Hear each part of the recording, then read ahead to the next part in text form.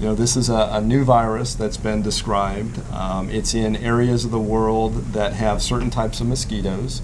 There's generally 2 mosquitoes that spread this. We really don't have one of those here in Nebraska. The other one, the Asian tiger mosquito, or the Aedes albopictus, we do have in this area.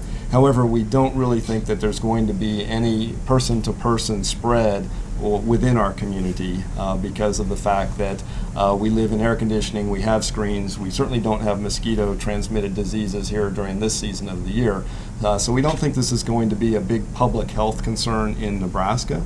But because of this linkage with maternal birth defects with the offspring, people do need to be aware of this and do need to take precautions if they're pregnant, if they're trying to get pregnant, and they're traveling to an area of the world where they might come into contact with this virus. Those precautions would include primarily prevention of mosquito bites.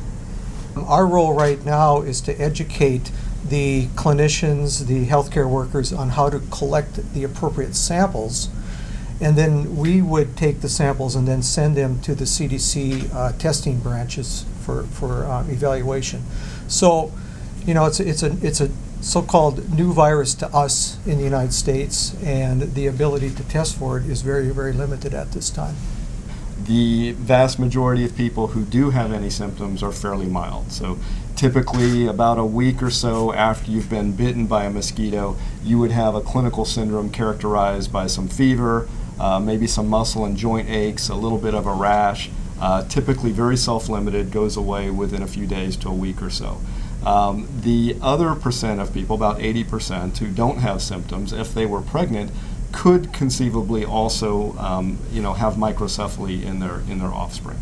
We don't expect this virus to be transmissible in our area of the world. There is no other reservoir for the virus that we know of other than man. And so there isn't like West Nile virus where it was in the bird population and then could be amplified in our area. Or some of the other viral diseases that are transmitted via reservoirs and then vectors. So we don't really think this is going to be a significant problem of spread within our area, but we do want people to know about this and to take appropriate precautions if they're going to those areas of South America and the Caribbean where the virus is being spread.